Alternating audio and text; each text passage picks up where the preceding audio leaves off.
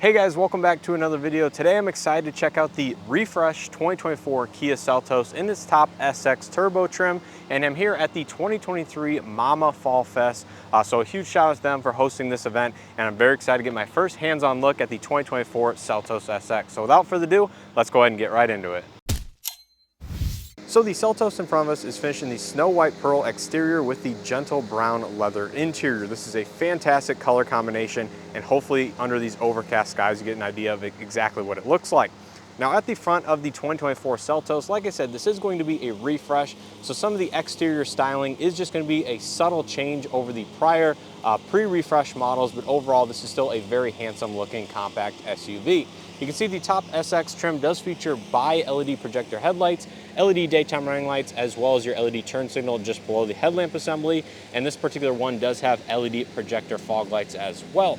You do not have a 360 camera system on this particular vehicle, but you do have the integrated radar sensor for the adaptive cruise and some of the other safety functionality. You can see this one does have the revised Kia logo, which has debuted over the last several years across the model lineup. Looks very nice. It is kind of a flat stainless steel look, very similar to some of the newer Hyundai logos that should be rolling out over the next few years as well. And then finally down below on the front bumper, you can see it does have a faux skid plate design with some of these silver accents, no front parking sensors or anything like that. Around the side of the Seltos, you'll find the typical matte black plastic trim around the wheel arches, the lower door sections, as well as the rear bumper as well. Coming to the wheels and tires, these are going to be 18-inch alloy wheels, standard on the SX trim. They're kind of a satin black with machine accent finish, wrapped in 235, 45, 18-inch Kumo Majesty Solus all-season tires. You're going to feature body color mirror caps with the LED turn signal integration. There's no cameras on the bottoms, no puddle lights. But you can see you do have some of the gloss black A-pillar trim that helps differentiate the roof line as well as the lower body of the door. They are going to be heated as well as have blind spot detection.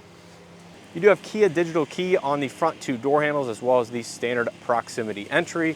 And there you can see from the side of this vehicle, you can see the roof rails up top. This one does have a smaller power sunroof, the tinted glass out back, as well as some of the higher trims do have the silver accent on the lower door panel itself.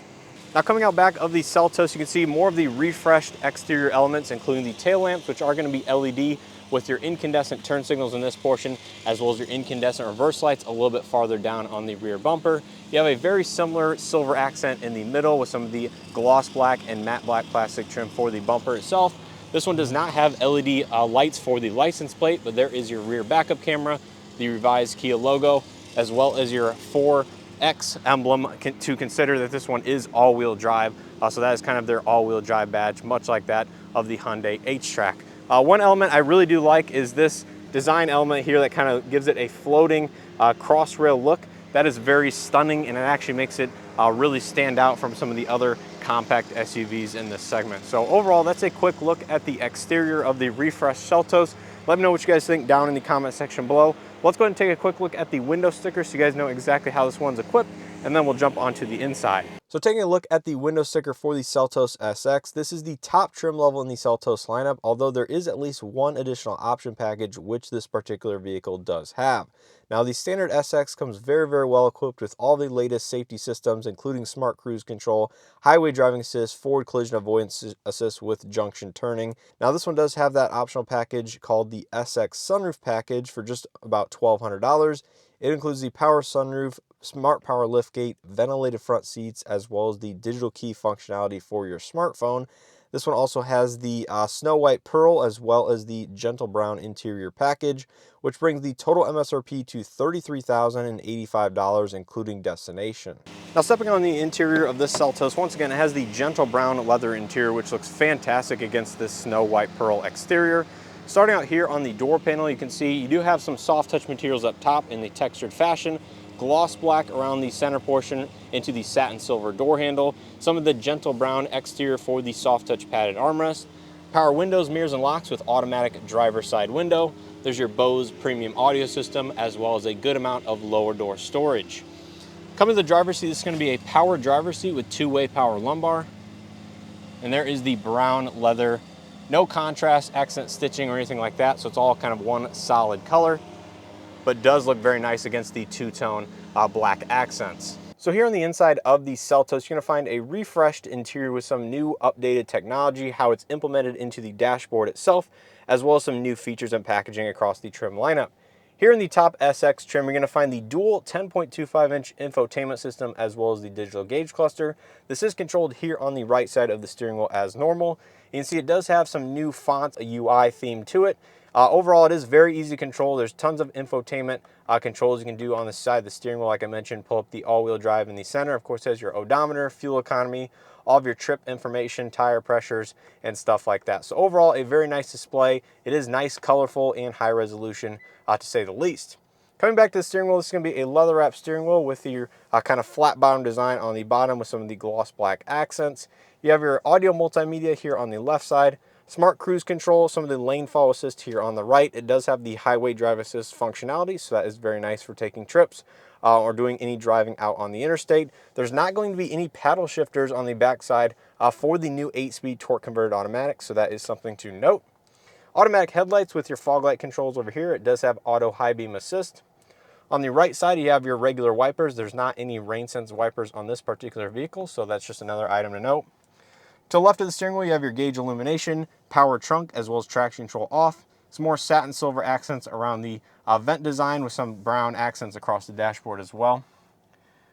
Looks very nice to break up kind of the black normal dashboard that many vehicles out on the road have.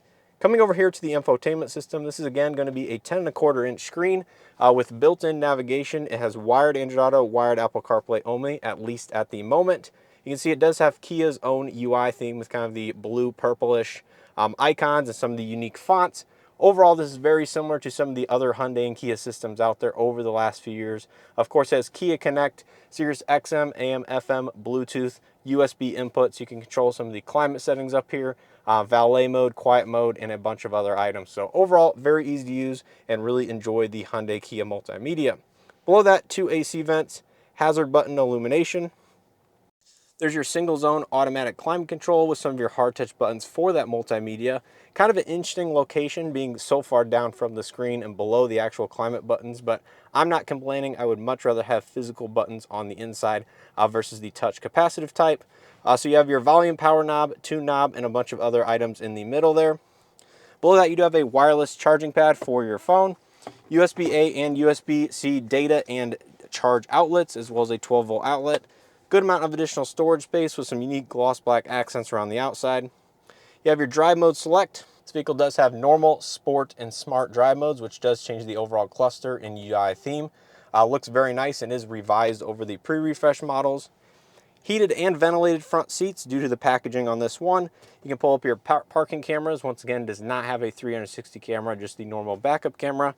There's your all-wheel drive lock, so you can send power 50-50 front and rear. Hill descent control, and the normal electronic parking brake with your automatic hold a little bit farther back, as well as 2 additional cup holders and a little bit of additional storage space. Soft touch padded armrest finished in the black accents. Inside you'll find the key fob because that's where they're storing it. It does have built-in remote start, and this is very similar to the last proximity key fob they've been using for several years now. Up top you'll find a light gray soft touch headliner. One thing to note is the headliner is actually very soft, so that is very nice. Vanity illumination, auto dimming interior rearview mirror, no garage home link, Kia Connect, emergency button, overhead LED lighting, as well as your sunroof controls there. And once again, this just has the standard kind of smaller sunroof size. So no panoramic available in the Seltos, but overall, a very nice front seat indeed. Now take a look at the back seat. The Seltos is fairly spacious for being a compact SUV.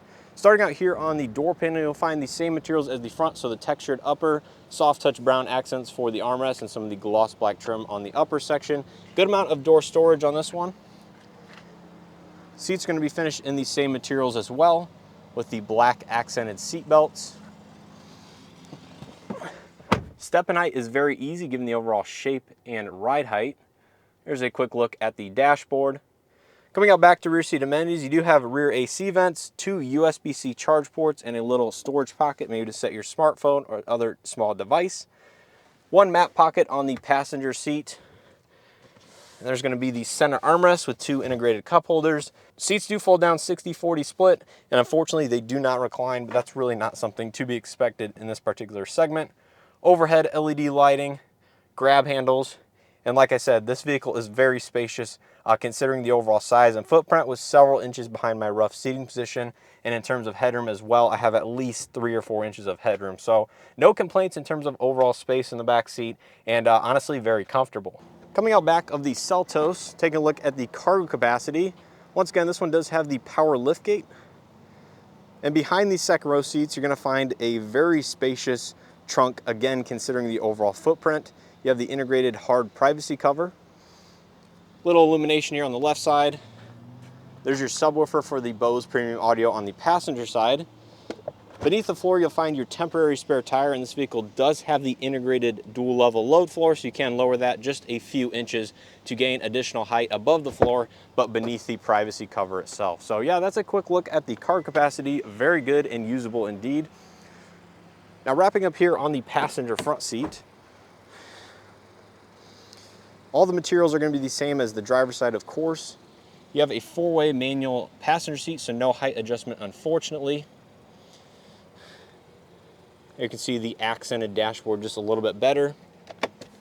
Glove box is going to have illumination, which is something you don't see every day on this vehicle. It is a very useful size. There's all of your original owner's literature and stuff like that in there. So yeah, overall a very nice interior here on the Seltos SX.